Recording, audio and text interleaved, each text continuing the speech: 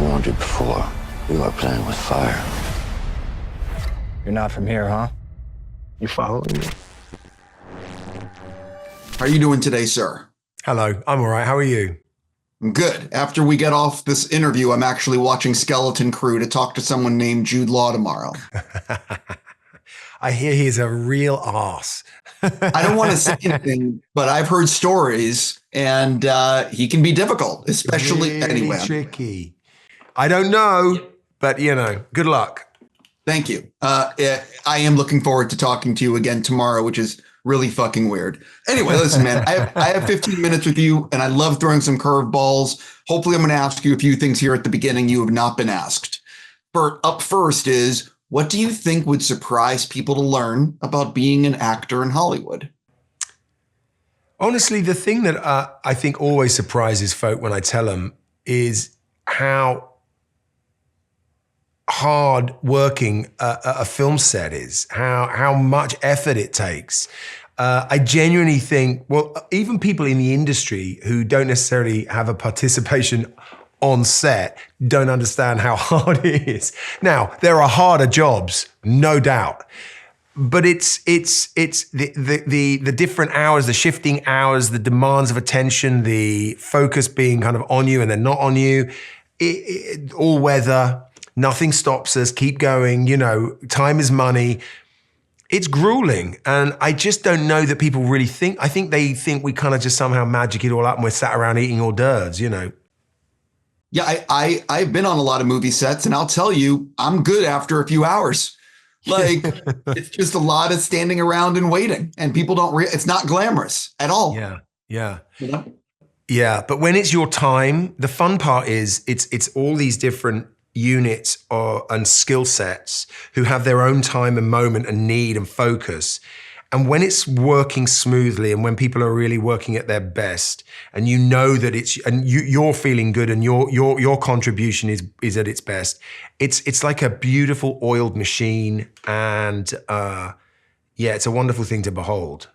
You've done like 80 or so projects. Is there one in the resume that you really wish more people had seen?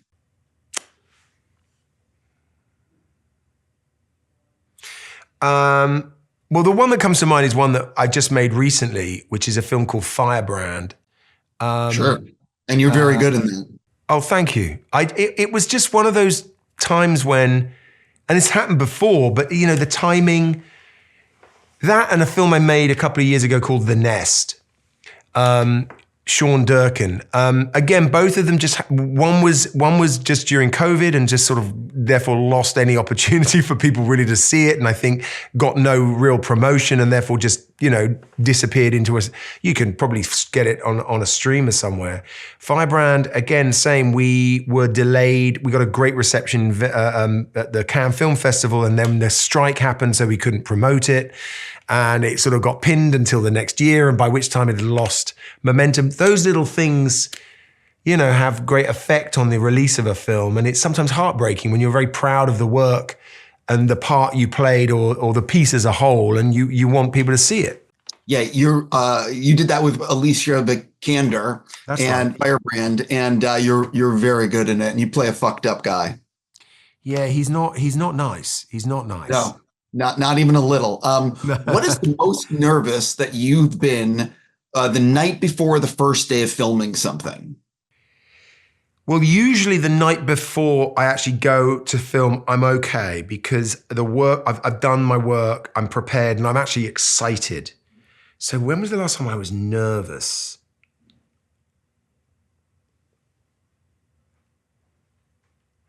I'm making you think, I'm sorry. It's nice. It's nice to think.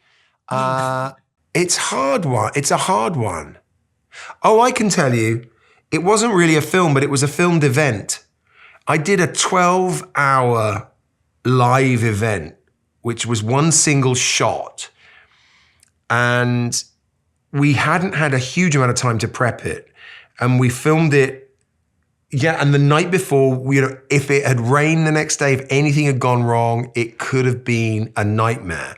Luckily, it was the most extraordinary experience.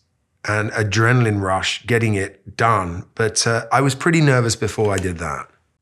If you could go back in time and play a character you've played before for like one more day, you know, whether it be on stage or on screen, whatever. Yeah. What role would you love to go back to and do one more day of filming or one more day on the stage?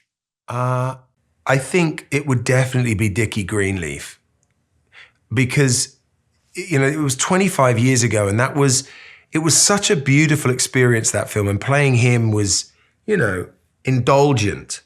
And yet I was very young, hadn't really made many films, and didn't realize quite how wonderful an opportunity it was. I was just sort of there doing it, you know, and enjoying it and giving it my best. But I would love to go back and maybe spend a day on that yacht. Sure. Also, you were working with a pretty talented director. A very talented director and an incredible group of actors.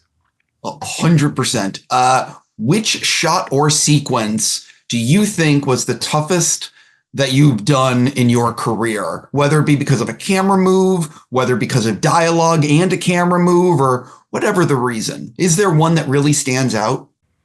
The one that comes to mind is the escape sequence in the second Sherlock Holmes, A Game of Shadows, when Robert, Numi, and myself are running through a wood. And it was the first time they used, I believe it's called the Phantom, which is a camera that they have to fire down a runway, and it's shooting, I'm not even sure of the frames per second, but you can hear the film literally ripping through the camera because it goes so quick. But you get this wonderful, anyway, we did that for days, and it was pretty exhausting.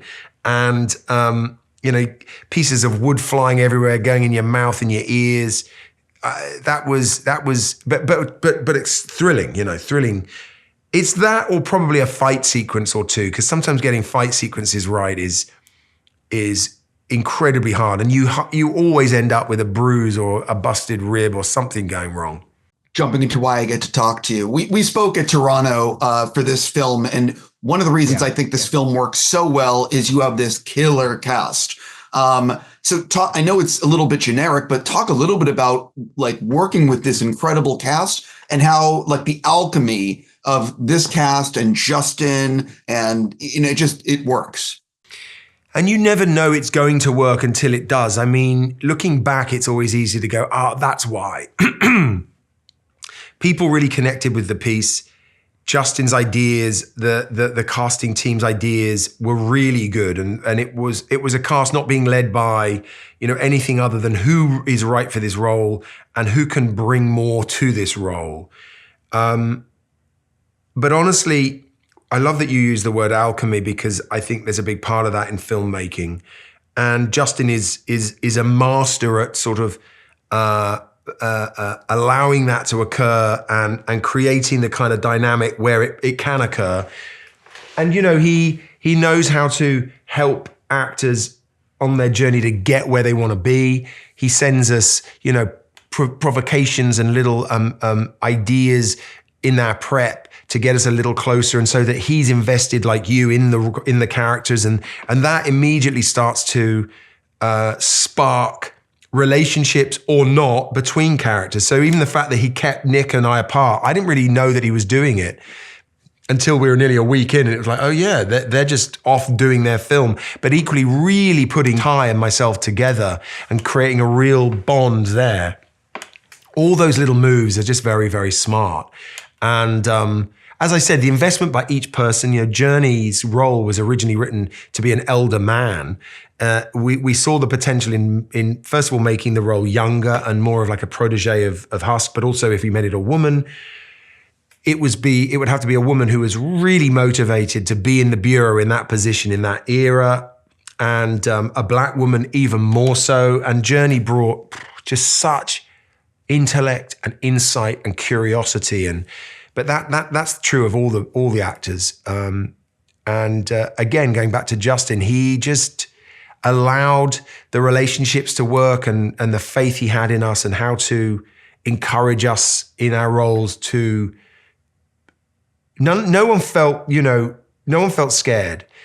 It was like if he wanted more, we'd all go there. And that's a really tricky thing to establish on a piece like this. You know, someone like Nick could very easily have been, okay, I'll play the role, but I'm not doing that scene, or I'll do this, or I can't, you know, and with Justin, you know you're safe. You know you're in good hands, you're in tasteful hands. I really enjoy your work, and I love talking to actors about how they get ready for like a role. So for something like this, how early on are you like preparing mentally for how you want to play the character, how you want to speak, how you want to look, just like getting yourself mentally ready? And is it like months in advance? Is it as soon as you get a script? Can you sort of take me through that? Yeah. It all depends on how long you've got, and you know, if you've the sweet spot is when you've got, you know, a long time, but you may not have, because you may be finishing something, or the scheduling just is, you know, you want to do it, but you're like, okay, but you need a certain amount of time. I've certainly actually walked away from films because the time to lead up is just too short, and you want to do it, but you think, I can't do this half-assed, you know. So with this, because it came to me first as a producer, I had a really good period of time to not just think about, even subconsciously think about him as a character, but understand the piece as a whole. And also, because Zach is a very collaborative writer, as is Justin as a director, we were really early days discussing as a team who Husk could be. And we wanted to draw on the real agents. We wanted to create our own backstory based on other agents that we'd heard about. So we were really putting together this guy as it suited us. And what's wonderful about having those months is you can do the reading, you can do the accent work in drips and let it really drip feed you. You can, you know, follow the guidance of someone like Justin, when, you know, he offers little ideas like, you know, spend the day as the guy, you know, wake up, eat your lunch as him, leave me phone messages, you know, really just start to get used to sitting in this guy's skin. And you can't force it. You also can't necessarily have a plan. Like, I always like to start at the beginning, rather obviously, like, where were they born? What were their parents like? What was their child? You know, and you progress. But as you progress forward towards the character that you're about to play in that time space, you don't know what path it's going to throw up and what you might learn and what curiosity, what might make you curious or make you think, oh, that's the key, you know. And that's why it's always a challenge and always interesting. I spoke to Daniel Craig yesterday, and I asked him about his process, and he was talking about how, like, Monday through Friday, before he's getting ready to film, you know, in the weeks leading up, he is thinking about the character, spending at least a few hours every day, sometimes just silently thinking. And it was just fascinating to hear, you know, like, I'm curious if you do something like that, where every day, Monday through Friday, you're thinking about a role, or is it like starts and stops? No, as you're building up to it, it's Monday through Monday. I mean, you're just going like, and so I'll have different things on one day. Maybe I'll go, okay, so Monday and Wednesday, I know I've got a 2-hour session on the accent, right? And so, but then you may have little practices that you've got to do in the other days. So you just do an hour where you're doing your sounds, because you're teaching your muscles in your mouth to do different things. You may have a skill that you have to learn. I mean, I'm just going random, but you may have a musical instrument you've got to learn. For Firebrand, you know, I learned the recorder, I learned the harpsichord, so you've got to practice that.